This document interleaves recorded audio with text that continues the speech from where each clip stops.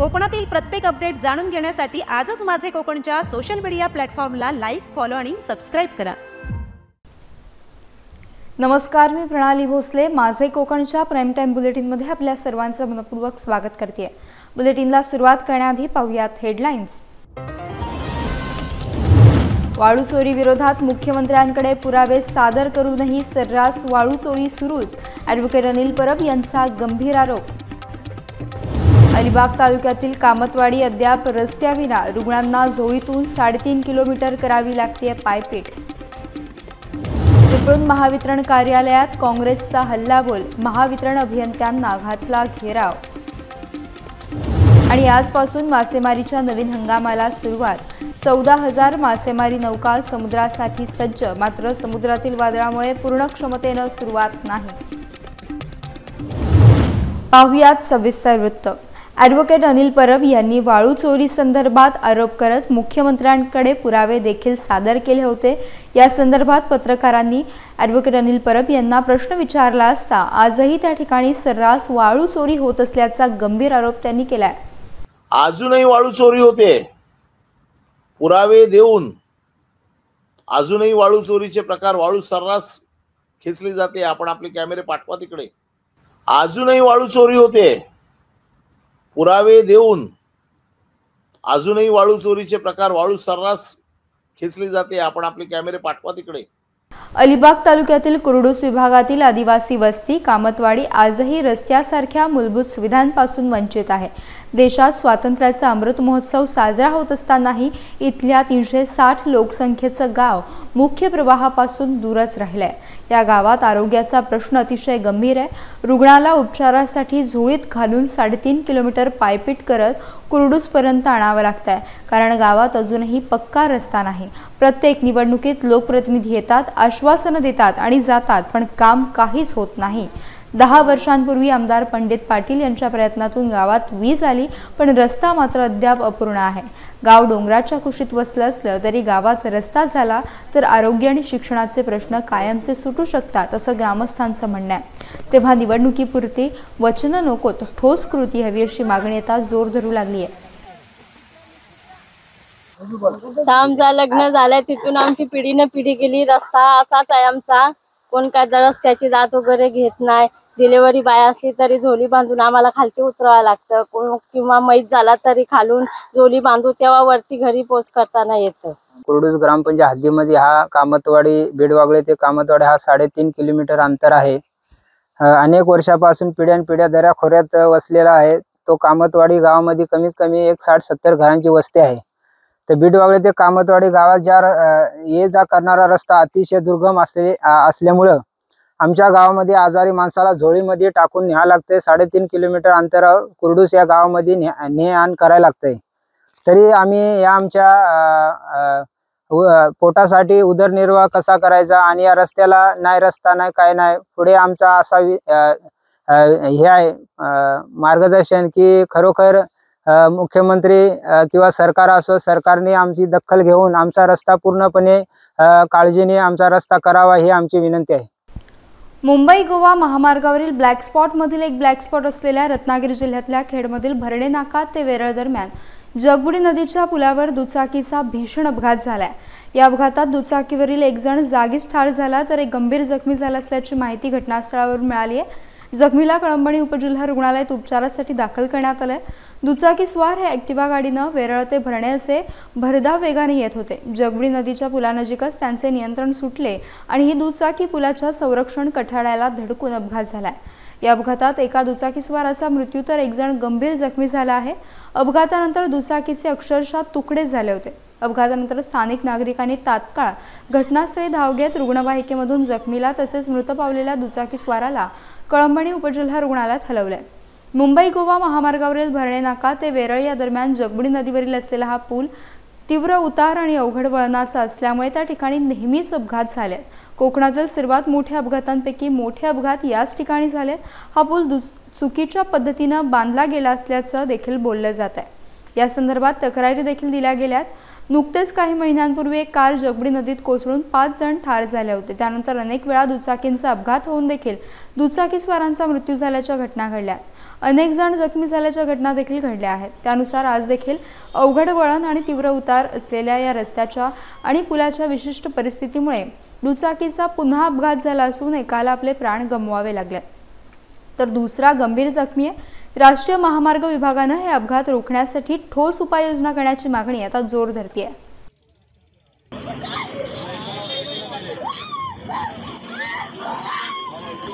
Konkan railway प्रवासी समन्वय आणि संघर्ष समिती सिंधुदुर्ग यांच्या वतीने आज सिंधुदुर्ग रेल्वे स्थानकाच्या आवारात जन आंदोलन छेडण्यात आलं। कोकण रेल्वे मार्गावर सिंधुदुर्ग जिल्ह्यात एक्सप्रेस गाड्यांना नसलेले थांबे, उपलब्ध न होणारी ऑनलाईन तिकिटे, गणपती सणात उपलब्ध नसलेली तिकिटे, गाड्यांची नसलेली उपलब्धता, निवारा शेड आणि प्रवाशांना रेल्वे स्थानकावर उपलब्ध नसणाऱ्या सोयी सुविधा या प्रमुख मागण्यांसाठी आंदोलन छेडण्यात आलं होतं। प्रमुख आमची मागणी म्हणजे सगळ्या लोकांना त्याचा फायदा होईल। ज्या 16 गाड्या अशा आहेत की त्या रत्नागिरीहून सुटल्या की डायरेक्ट मडगावला थांबतात, सिंधुदुर्ग जिल्ह्यामध्ये एकही गाडी थांबत नाही, तर त्या गाड्यांसंदर्भात त्यांचं टायमिंग बघून आम्ही एक चार्ट त्यांना दिला आहे की या गाड्यांपैकी 4-4 गाड्या जर प्रमुख स्टेशनवर थांबल्या तर या ठिकाणी परराज्यातून जी मुलं येतात किंवा जे इथं अधिकारी आहेत मोठमोठे त्यांना सगळ्यांना ती सुविधा मिळेल। त्याच्यानंतर जी काही इथनं ज्या मडुरा ते दादर गाडी झाली तर त्या इथल्या स्थानिक लोकांना नेहमी झाली तर त्यांना फायदा मिळेल, ती सुद्धा आम्ही एक प्रमुख मागणी केली आहे। दुसऱ्या म्हणजे विविध या ठिकाणी प्लॅटफॉर्मवर शेड नाहीत किंवा जे निवारा आहेत ते जे मोडकळीस आलेल्या निवारा शेड आहेत त्या दुरुस्त कराव्या, ही आमची मागणी आहे। आणि या ठिकाणी ज्या काही स्वच्छतेचे प्रश्न असतील, लाईटचे प्रश्न असतील किंवा PRS सिस्टीमचे प्रश्न असतील, ATM किंवा त्या ठिकाणी तात्काळ एक आर्थिक हे करण्याची सुविधा मिळावी, अशा विविध मागण्या आम्ही या ठिकाणी मांडलेल्या आहेत आणि त्या मागण्या आमच्या मान्य काही प्रमाणात होतील असं वाटतंय। परंतु जर आमच्या मागण्या मान्य नाही झाल्या तर आम्ही निश्चितच पुढचं पाऊल उचलू, ते तीव्र आंदोलन होईल। ते कशा प्रकारचं होईल ते मी आता डिक्लेअर करत नाही, पण नक्कीच त्याची तीव्रता वाढत जाईल आणि मग प्रशासनाला नमतं हे घ्यावंच लागेल, एवढंच मी सांगू इच्छितो। पावसाळा सुरू झाल्यापासून चिपळूण शहरामध्ये महावितरणने विजेचा खेळखंडोबा सुरू केला। दिवसभरातून 2 ते 2.5 तास शहरामधील बत्ती गुल असते। स्मार्ट मीटर बसवून नागरिकांची लूट थांबवा असे अनेक आरोप करत काँग्रेस पक्षाचे तालुका अध्यक्ष लियाकत शहा यांच्या मार्गदर्शनाखाली काँग्रेसचे अनेक कार्यकर्ते महावितरण चिपळूण कार्यालयावर धडकले। यावेळी शहरामध्ये वारंवार वीज का घालवली जाते, स्मार्ट मीटर बद्दल तुम्ही सरकारला अभिप्राय दिलाय का, व्यापाऱ्यांच्या नुकसानाला वाली कोण असे अनेक सवाल अभियंता D.D. भामरे यांना करण्यात आलेत। भारतीय राष्ट्रीय काँग्रेसचं निवेदन आपल्याकडे आज प्राप्त झालेलं आहे। तर स्मार्ट मीटरच्या विरोधात जनतेचा जो उद्रेक आहे तो सर्व जनतेने, पुढाऱ्यांनी आणि पत्रकार बंधूंनी आपल्याला मांडलेला आहे। तर यांचं हे जे निवेदन आहे, यांचं जे काय म्हणणं आहे हे आपण आता वरिष्ठ कार्यालयाला सादर करणार आहोत। तरी सर्व जनतेला आणि पत्रकारांना माझी विनंती आहे की हे जे काही राज्य सरकारने किंवा केंद्र सरकारने ही जी काही योजना काढली स्मार्ट मीटरची, ही मोफत योजना आहे, याच्यात कुठल्याही प्रकारचे मीटरचे चार्जेस लावण्यात येणार नाही आहेत। तर या सर्क्युलरनुसार सर्वांनी मीटर बदलण्यासाठी सहकार्य केलं पाहिजे एवढी माझी अपेक्षा आहे। पण आपले जी काय या मीटरबद्दल तक्रार आहे ती मीटरची जी तक्रार आहे ती आम्ही आमच्या वरिष्ठांपर्यंत सादर करून आपल्या भावनांचा पोच केली जाईल। हे मीटर हे मूळ अदानीचे आहेत। हा आपल्या केंद्र सरकार आणि राज्य सरकारने हा निर्णय त्वरित माघार घ्यावा। स्मार्ट मीटरला सर्वसामान्य जनतेचा विरोध आहे। हा विरोध फक्त चिपळूण तालुक्यातून नसून महाराष्ट्रातील तमाम जनतेचा याला विरोध आहे। हे मीटर बसवणे थांबले, कारण हा मीटर प्रायव्हेटायझेशन कंपनी होणार आहे। प्रायव्हेटायझेशन झाल्यानंतर याच्या युनिटचे कशा पद्धतीने मीटर बसवावे, लोकांमध्ये साशंकता आणि भीती निर्माण आहे की हे लाईट बिल ऑटोमॅटिक भविष्यात वाढत जाणार आहे आणि हे अशाच प्रकारे आज युनिटचा दर संपूर्ण महाराष्ट्रात, कोकणात जास्त प्रकारे लादला जातोय आणि हे सर्व कर जनता सहन करू शकत नाही। जर स्मार्ट मीटर बसवण्यात त्वरित यांनी थांबवावं, अन्यथा काँग्रेस आणि सर्व महाविकास आघाडी पक्ष यांना आम्ही एकत्रित करून जनआंदोलन उभारणं केल्याशिवाय राहणार नाही।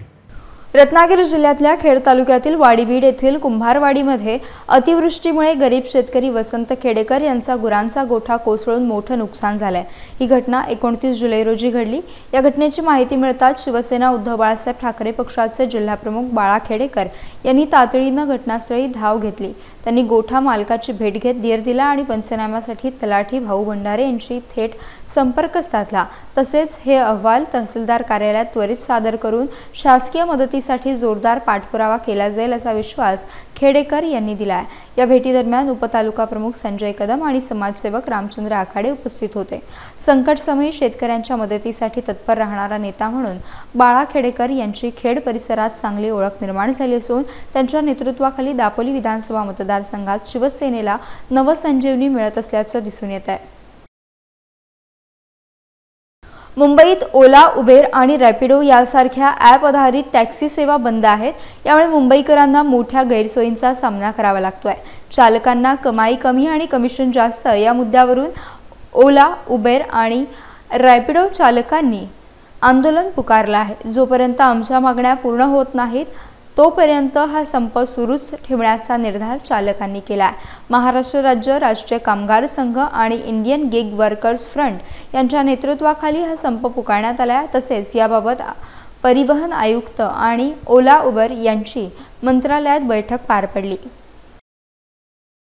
आम्हाला फक्त पाहिजे आमच्या हक्काचा रेट, आम्हाला बाकी काही नको। नेमकी रेट म्हणजे काय? नेमकी काय रेट म्हणजे सरकारी खटवा समितीने सरकारने जो ठरवलेला आहे टॅक्सी ऑटो सगळ्यांचा रेट, तोच रेट पाहिजे आम्हाला। आता आंदोलन चालूच आहे, फक्त गाड्या चालू आहेत। आपण 6 तारखेला जेव्हा कोर्टाचा स्टेवर काही निकाल येईल त्यानंतर आपण डिक्लेअर करणार की पुढे काय प्रोसेस करायची। आता डॉक्टर आम्ही चालले मीटिंगला, मीटिंग आयुक्तालयात झाल्यानंतर पुढची प्रोसेस वकिलांना भेटून पुढचा जे 6 तारखेला जे स्टे दिला आहे उबरने त्याच्यावर काय निकाल येतो त्या हिशोबाने पुढच्या आंदोलनाची दिशा ठरवली जाईल। मंत्रालयातने आज आयुक्तालयामध्ये बैठक आहे ट्रान्सपोर्टच्या, परिवहन विभागाच्या। मागण्या या आंदोलनाच्या काहीच नाही आहे, ही आंदोलनाची खासियत आहे। ऑलरेडी जे आहे ते सगळं डॉक्युमेंट्सवरती आहे, ते फक्त एक्झिक्यूट करायची आमची मागणी आहे। प्रत्येक RTA प्रत्येक रोड ट्रॅफिक ऑथॉरिटी प्रत्येक जिल्ह्यामध्ये त्यांच्या एरियातले गाड्यांचे रेट्स ठरवते, कॅबचे रेट ठरवते, रिक्षांचे रेट ठरवते, फुल कॅबचे रेट ठरवते। तर जे रेट ओला उबेरसाठी लागू आहेत ते कंपन्यांच्या ॲपवर दिसावे ही आमची छोटीशी मागणी आहे। कारण की त्या माध्यमातून या कंपन्या नागरिकांची पण लूट करतात। नागरिकांना 70-80 रुपयाच्या रेटनी गाड्या घ्याव्या लागतात आणि ड्रायव्हर्सला 8-9 रुपयाने काम करावं लागतं। जे गव्हर्नमेंट रेट आहेत ते जर का रेट ॲपवर दिसले तर आम्हाला आंदोलन करण्याची गरजच पडणार नाही। आम्ही कुठलाही नवीन कायदा, कुठलाही नवीन निधी मागत नाही आहे। आम्ही एवढंच म्हणतो की जो कायदा असेल होता तो कायदा लागू करा। आजपासून मासेमारी हंगाम सुरू झालाय। रायगड, रत्नागिरी, सिंधुदुर्ग, पालघर आणि मुंबईच्या किनारपट्टीवरून सुमारे 14,000 नौका समुद्रात उतरण्याच्या तयारीत आहेत। मात्र ताजे मासे खाण्यासाठी उत्सुक असलेल्या खवय्यांना आणखीन काही दिवस वाट पाहावी लागणार आहे। जवळपास 2 महिन्यानंतरही हीच स्थिती आहे। समुद्र खवळलेला असल्याने मासेमारीसाठी बोटी समुद्रात पाठवता येत नाहीत। यामुळे ताजे मासे बाजारात उपलब्ध नाहीत। रत्नागिरीतील मासेमारी व्यवसायावर याचा परिणाम होत आहे। स्थानिक प्रतिनिधींनी या परिस्थितीचा आढावा घेतला। समुद्रातील सध्याची स्थिती मासेमारीसाठी अनुकूल नाही, यामुळे मच्छीमारांना समुद्रात जाणे शक्य होत नाही। परिणामी ग्राहकांना ताजे मासे मिळण्यास विलंब होतोय। मासेमारी सुरू होऊनही बोटी समुद्रात न गेल्याने स्थानिक अर्थव्यवस्थेवर देखील परिणाम होतोय।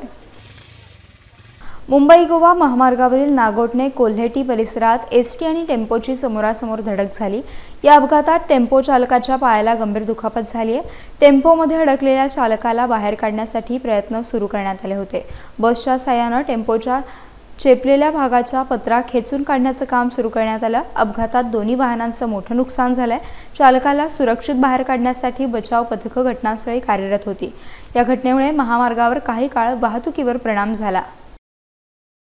गणेश चतुर्थीला कोकणात येणाऱ्या गणेश भक्त नोकरदारांसाठी एक आनंदाची बातमी आहे। भाजप युवा मोर्चा दक्षिण रायगड जिल्हाध्यक्ष निलेश थोरे यांच्या पुढाकारानं आणि भाजप माणगाव तालुका अध्यक्ष परेश सांगळे यांच्या सहकार्यानं तळाशेत जिल्हा परिषद मतदारसंघातील सर्व गणेश भक्तांसाठी मोफत एसटी बस सेवा उपलब्ध करून देण्यात आली आहे। मुंबईतील विरार, नालासोपारा, पालघर, ठाणे, नवी मुंबई, हार्बर आणि सेंट्रल लाईनमधून तळाशेत भागातील गणेश भक्त कोणतीही तिकीट फी न देता आपल्या गावी सुखरूप पोहोचू शकणार आहेत। इंदापूरपासून साई विभागातील सर्व गणेश भक्त याचा लाभ घेऊ शकतात। तिकीट बुकिंगसाठी आवश्यक संपर्क क्रमांक देखील जाहीर करण्यात आले। गणेश भक्तांची सेवा म्हणजेच बाप्पाची सेवा या भूमिकेतून हा उपक्रम साकारण्यात आल्याचं निलेश थोरे यांनी स्पष्ट केलं. कोकणात महत्त्वाचा समजला जाणारा सण म्हणजे गणेशोत्सव. या गणेशोत्सवासाठी हजारो लाखो गणेश भक्त हे मुंबई, ठाणा, पुण्याकडून येत असतात. गेल्या वर्षीप्रमाणे याही वर्षी आम्ही तळाशी जिल्हा परिषद मतदारसंघासाठी मोफत बस सेवेचं आयोजन केलेलं आहे. तरी या बससेवेसाठी आम्ही संपर्क क्रमांक प्रसारित केलेले आहे. तरी सर्व गणेश भक्तांनी या बससेवेचा लाभ घ्यावा हीच नम्र विनंती. गेल्या वर्षीप्रमाणे यावर्षीसुद्धा आम्ही गणेशोत्सवासाठी येणाऱ्या आपल्या मुंबईकर बांधवांकरता तळाशी जिल्हा परिषद मतदारसंघातील जेवढे आपले मुंबईकर चाकरमानी आपले बांधव आहेत यांच्याकरिता मोफत बस सेवेचं आयोजन केलेलं आहे. भारतीय जनता पार्टी असेल, छावा प्रतिष्ठान असेल यांच्या माध्यमातून या ठिकाणी आपण या मोफत बससेवेचं आयोजन केलेलं आहे, ज्याच्यामध्ये 22 जुलैपासून ही ऑनलाईन बुकिंग आपण ऑनलाईन आणि व्हॉट्सअपद्वारे बुकिंग चालू केलेली आहे, जी 10 ऑगस्टपर्यंत त्या ठिकाणी चालू राहील. आणि त्याच्यामध्ये आपले मुंबईकर बांधवांनी आपले आधार कार्ड देऊन त्या ठिकाणी बुकिंग करायचे. आधार कार्ड दिल्यानंतर आपली बुकिंग झाल्यानंतर संपूर्ण आपला मुंबई ते माणगावपर्यंतचा प्रवास अगदी नालासोपारा, ठाणे, दिवा पोपट असेल, दादर असेल, सायन असेल, पनवेल असेल, नेरूळ असेल, चेंबूर असेल, अशा सर्व ठिकाणून आपले जे तळाशी जिल्हा परिषद मतदारसंघातले आपले मुंबईकर बांधव आहेत यांना सुखरूप आपल्या गावापर्यंत आणण्याचा प्रयत्न या ठिकाणी आम्ही सगळे करत आहोत. सर्व मुंबईकर बांधवांना माझी विनंती आहे, आपण आपल्याला यासोबत दिलेल्या डिझाईनमध्ये असणाऱ्या संपर्क जे आपले स्वयंसेवक आहेत त्यांना संपर्क करून आपण त्या ठिकाणी आपली बुकिंग सुनिश्चित करावी आणि या आपल्या गावी आपल्या या लाडक्या बाप्पाच्या स्वागतासाठी आपण आवर्जून यावे. माणगाव तालुक्यात 1 ते 7 ऑगस्ट 2025 दरम्यान महसूल सप्ताह साजरा करण्यात येणार आहे. या अनुषंगानं 1 ऑगस्ट रोजी महसूल दिन राज्यभरात साजरा करण्यात आला. या निमित्तानं नागरिकांना महसूल विभागाच्या विविध सेवा आणि योजनांची माहिती मिळावी व जनजागृती व्हावी यासाठी शासनाच्या वतीने विशेष मोहीम राबवली जाणार आहे. माणगावचे उपविभागीय अधिकारी संदीपान सानप यांनी पत्रकार परिषद घेत महसूल सप्ताहाच्या विविध उपक्रमांची माहिती दिली आहे. महसूल सप्ताहाचा शुभारंभ, त्यामध्ये महसूल विभागामध्ये जे काही कार्यरत आमची अधिकारी कर्मचारी आहेत त्यांचं सत्कार आणि त्यांच्या कार्याचा गौरव करणे, त्याचबरोबर जे निवृत्त झालेत वर्षभरात अशा अधिकारी कर्मचाऱ्यांचा सत्कार करणे, त्याचबरोबर जे कर्मचाऱ्यांची पाल्य आहेत त्यांनी विशेष प्रावीण्य मिळवलेलं आहे किंवा कुठल्या स्पोर्ट्स ॲक्टिव्हिटीमध्ये कुठल्या ह्याच्यामध्ये प्रावीण्य मिळवले त्यांचा सत्कार, त्याचबरोबर जे काही जीवन सातबारा मोहीम आहे त्याचबरोबर ज्या विभागीय कार्यालयाकडनं ज्या काही ड्रोन सर्वे झाला आहे त्याच्यात सनद वाटप आहे, त्यानंतर जातीचे दाखले वाटप आहे, अशा प्रकारचे लाभार्थ्यांना लाभ वाटप केले जाणार आहे. पेणमध्ये 1 ते 7 ऑगस्ट दरम्यान महसूल सप्ताह 2025 साजरा होणार आहे. महसूल दिनाच्या निमित्तानं राज्यभरात हा सप्ताह राबवण्यात येतोय अशी माहिती उपविभागीय अधिकारी प्रवीण पवार यांनी पत्रकार परिषदेत दिली. या आठवड्यात दररोज विविध विषयांवर प्रशासनाकडून उपक्रम राबवले जाणार आहेत. महसूल विभागाच्या मार्फत दरवर्षीप्रमाणे आपण महसूल दिनाचं आयोजन केलेलं आहे. जसं की 1 ऑगस्ट उद्या महसूल दिनाचं आयोजन करण्यात येत असून पेण तालुका प्रशासनाच्या वतीनं विविध कार्यक्रमांचं आम्ही आयोजन केलेलं आहे. याबरोबरच महसूल दिनाबरोबर 1 ते 7 ऑगस्ट या दरम्यान महसूल सप्ताह हा आयोजित केलेला आहे आणि त्या अनुषंगानं प्रत्येक दिवसनिहाय वेगवेगळ्या कार्यक्रमांचं आम्ही आयोजन केलेलं आहे. महाराष्ट्र शासनाचा 29 जुलै रोजीच्या शासन निर्णयानुसार वेगवेगळ्या दिवशी महसूल विभागामार्फत आम्ही कार्यक्रम आयोजित केलेले आहेत. जसं की प्रामुख्यानं याच्यामध्ये सर्वांसाठी घरं 2022च्या धोरणाच्या अनुषंगानं ज्या शासकीय जमिनी असतील त्या शासकीय जमिनीवरचं 1 जानेवारी 2011च्या अगोदरची अतिक्रमण आहेत ही नियमानुकूल करण्याच्या अनुषंगानं कार्यवाही आम्हाला प्रामुख्यानं त्यात करायची आहे. याबरोबरच ज्या शासकीय जमिनी आहेत या जमिनीवरची अतिक्रमण असतील ती निष्कासित करणं, त्याबरोबरच विशेष सहाय्य योजना आहेत या योजनेचा लाभ TBT मध्ये संबंधित लाभार्थ्यांचा आधार क्रमांक आणि मोबाईल क्रमांक हा एकमेकांशी जोडला न गेल्यामुळे काही अडचणी आहेत त्या दूर करण्याच्या अनुषंगानं आमचे तलाठी मंडळाधिकारी अशा लाभार्थ्यांपर्यंत पोहोचतील आणि त्यांना तो लाभ कसा मिळेल असं त्याचंही आम्ही नियोजन केलेलं आहे. पनवेल तालुक्यात 1 ते 7 ऑगस्ट दरम्यान महसूल सप्ताह 2025चं आयोजन करण्यात आलं आहे. राज्याचे महसूल मंत्री चंद्रशेखर बावनकुळे यांच्या निर्देशानुसार संपूर्ण महाराष्ट्रभर हा सप्ताह साजरा केला जाणार आहे. पनवेल तालुक्यात या सप्ताहात शेतकरी आणि सर्वसामान्य नागरिकांसाठी जमिनीच्या नोंदी, दाखले वाटप, वाद निवारण, अतिक्रमण पट्टे यांसारख्या महत्त्वाच्या सेवा दिल्या जाणार आहेत. या संधीचा उपयोग करून नागरिकांनी आपले प्रलंबित प्रश्न मार्गी लावावेत असे आवाहन करण्यात आले. 1 ऑगस्ट हा दिवस महसूल दिन म्हणून राज्यभर साजरा केला जातो. अत्यंत जुनी पार्श्वभूमी या महसूल दिनाला आहे. जुन्या काळी 31 जुलैला सर्व महसुली रेकॉर्ड जे आहे किंवा महसूल वसुली पूर्ण होऊन 1 ऑगस्टमध्ये नवीन वर्ष महसुली वर्ष सुरू होत होतं. त्या अनुषंगानं ब्रिटिश काळापासून हा महसूल दिन त्या ठिकाणी अस्तित्वात आहे किंवा साजरा केला जातो. यावर्षी माननीय महसूल मंत्री श्री चंद्रशेखर बावनकुळे साहेबांनी हा महसूल दिन किंवा महसूल सप्ताह वेगळ्या पद्धतीनं साजरा करण्याचा निर्णय त्या ठिकाणी घेतलेला आहे. आणि या निर्णयामध्ये विविध लोकोपयोगी कामं जी आहेत जी महसूल विभागामार्फत राबवली जातात ती राबवण्याचा या सर्व महसूल विभागाचा प्रयत्न आहे. शासनानं या संदर्भात जे नवीन धोरण घेतलेले आहेत, विशेषतः तुकडेबंदी संदर्भातले असतील, आकारीपट जमिनीच्या बाबतीत असतील, जिवंत 7/12 मोहीम असतील, या सर्व मोहिमा आणि सर्व धोरण जे आहे हे जास्तीत जास्त लोकांपर्यंत पोचणं आणि त्या दृष्टीनं महसूल विभागाचं काम होणं हा या मोहिमेचा उद्दिष्ट आहे. रायगड जिल्ह्यातल्या अलिबाग तालुक्यातील किहिम गावातील सागरेश्वर मंदिरात शनिवारी भाविकांच्या उपस्थितीत शिवपिंडीवर श्री जंगम महाराजांच्या हस्ते विधिवत अभिषेक पार पडला. मारळ गावातील प्रसिद्ध मार्लेश्वर देवस्थानाचे पुजारी असून त्यांच्या उपस्थितीने संपूर्ण गाव भक्तिमय वातावरणात न्हाऊन निघाले. मंत्रोच्चार आणि भक्तिभावाच्या वातावरणात झालेल्या अभिषेकानंतर जंगम महाराजांनी किहिम येथील श्री चामुंडा देवी आणि काळभैरव मंदिराला भेट दिली. मंदिराच्या व्यवस्थापन आणि ग्रामस्थांच्या सहभागाचं त्यांनी कौतुक केलं. कार्यक्रमासाठी सुदेश सावंत, योगेश साळुंखे आणि इतर मान्यवर उपस्थित होते. सगळ्यांनी मिळून या धार्मिक सोहळ्याची सुंदर आखणी केली. कार्यक्रमानंतर महाराजांचं किहिम ग्रामपंचायतीचे सरपंच प्रसाद उर्फ पिंटा गायकवाड यांच्या निवासस्थानी औपचारिक स्वागत करण्यात आलं. पारंपरिक पद्धतीने त्यांचा सत्कार करण्यात आला. खेड शहरातील जमातुल मुस्लिमींसाठी कार्यरत असलेल्या पौत्रिक मोहल्ला या संस्थेच्या जमाती गुटाचे नवे मुतव्वली नुकतेच नियुक्त करण्यात आले आहेत. या पदावर इक्बालभाई पांगारकर, गुलामभाई गजाली, सिकंदरभाई मुसा यांची निवड करण्यात आली आहे. या निवडीमुळे संपूर्ण जमातीत आनंदाचं वातावरण आहे. नवनिर्वाचित मुतव्वलींचे सर्व स्तरातून अभिनंदन केले जाते. या निवडीमुळे धार्मिक आणि सामाजिक कार्याला अधिक गती मिळेल अशी प्रतिक्रिया अनेक ज्येष्ठ नागरिक आणि जमात सदस्यांनी दिली आहे. खेड शहरातील धार्मिक संस्थांमध्ये पौत्रिक मोहल्ला एक प्रतिष्ठित संस्था मानली जाते आणि नव्या नेतृत्वाकडून जनहिताच्या आणि धार्मिक हिताच्या गोष्टीने सकारात्मक कार्य होईल अशी अपेक्षा व्यक्त केली जात आहे. चिपळूणच्या शंकरवाडी परिसरात आज एक प्रेरणादायी सामाजिक उपक्रम पार पडला. प्रारंभ सामाजिक संस्थेचे अध्यक्ष आणि शिवसेना उद्धव बाळासाहेब ठाकरे पक्षाचे विभाग प्रमुख संजय गोताड यांच्या वाढदिवसानिमित्त भव्य रक्तदान शिबिराचं आयोजन करण्यात आलं होतं. या शिबिराला तरुणांसह नागरिकांनी मोठ्या संख्येनं उपस्थित राहून उत्स्फूर्त प्रतिसाद दिला. वाढदिवस साजरा करण्यापेक्षा समाजासाठी काहीतरी देणं मिळणं हेच महत्त्वाचं आहे. रक्तदानासारख्या पवित्र कार्यासाठी हा दिवस निवडणं ही सामाजिक बांधिलकी असल्याची भावना संजय गोताड यांनी व्यक्त केली. प्रारंभ संस्थेच्या माध्यमातून रक्तदान शिबिरे घेतले गेले.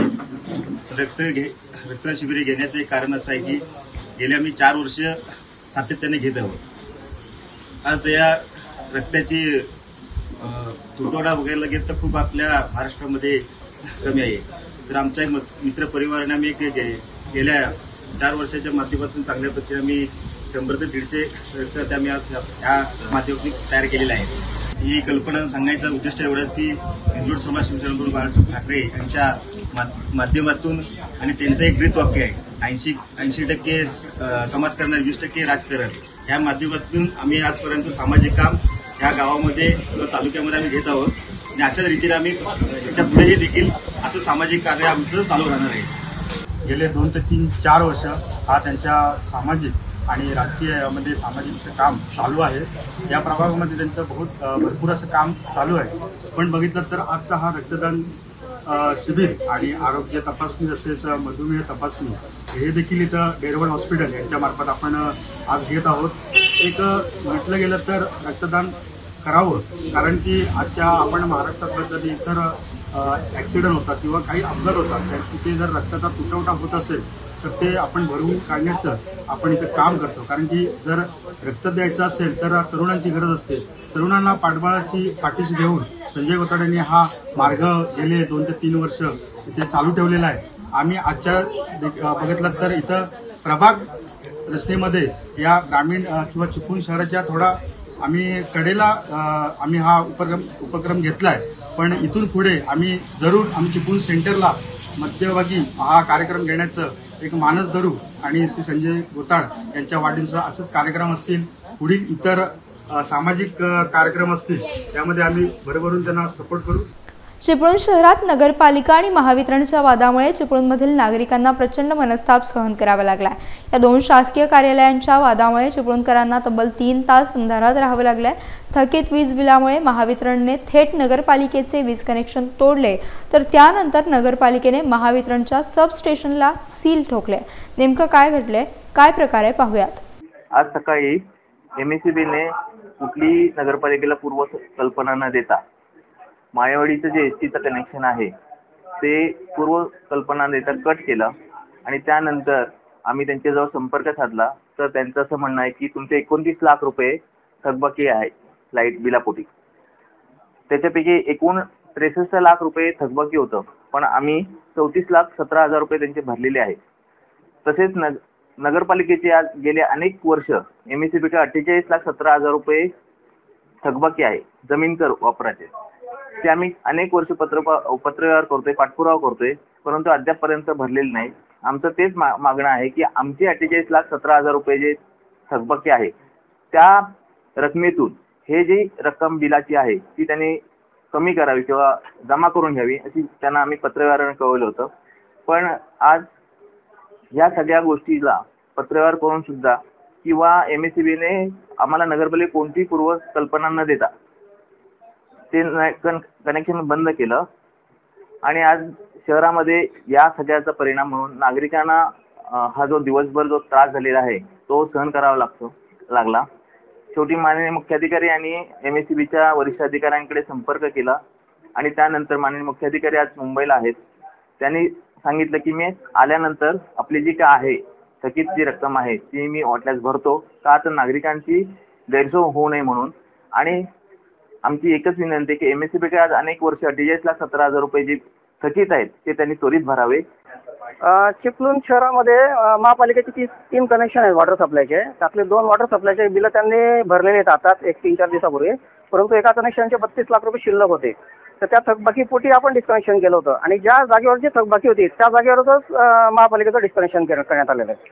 परंतु महापालिकेकडनं नजर चुकीने म्हणा किंवा काहीतरी अनादानाने म्हणा त्यांनी ज्या जागेवरची थकबाकीच नाही असे 48 लाख रुपये काढलेले आहेत आणि ते प्रत्येक ग्रामपंचायतीत किंवा प्रत्येक महापालिकेच्या हद्दीत बदले आहेत. ते आता एक इंडिव्हिज्युअल पोल किंवा हा जो इंडिव्हिज्युअल ट्रान्सफॉर्मर आहे तो ऍक्च्युअली राज्य सरकारने आणि महाराष्ट्राचे जे राज्यपाल आहेत त्यांच्या सैन्य सर्क्युलर निघालेला आहे की जी काही महापालिका क्षेत्रात किंवा ग्रामपंचायत क्षेत्रात पोल असतील त्या पोलचं भाडं हे माफ करण्यात आलंय. कारण वीज वितरण कंपनी सार्वजनिक सेवा आहे, सार्वजनिक संस्था आहे, म्हणून हे भाडं आम्हाला देणं लागू नये. तरी देखील 1-2 तासापूर्वी त्यांनी नोटीस आमच्या दारावर चिपकवली आणि लगेच त्याच इफेक्टिव्हली कनेक्शन आमचं जे सबस्टेशन होतं सील केलेलं आहे. त्याच्यामुळे 3 तासापासून चिपळूण शहरातील सर्व लोक अंधारात आहेत. तर त्याच्यासाठी आम्ही महापालिकेच्या अधिकाऱ्यांशी संपर्क केला आणि त्यांनी देखील आम्हाला योग्य ती दाद दिली आणि आता हे सील काढून आम्हाला सहकार्य केलेलं आहे. त्याबद्दल महापालिकेचे धन्यवाद. रत्नागिरी जिल्ह्यातल्या खेड तालुक्यातील मोरबंडे सुतारवाडी येथे अंगणवाडी सेविका भरती प्रक्रियेला मोठा वादाचं गालबोट लागलाय. ग्रामस्थांनी या भरती प्रक्रियेत गंभीर गोंधळ झाल्याचा आरोप करत ती रद्द करून सखोल चौकशीची मागणी केली आहे. ग्रामस्थांच्या मते अर्ज प्रक्रिया सुरू होण्याआधीच निवड झालेल्या उमेदवाराचं नाव यादीत जाहीर झालं होतं.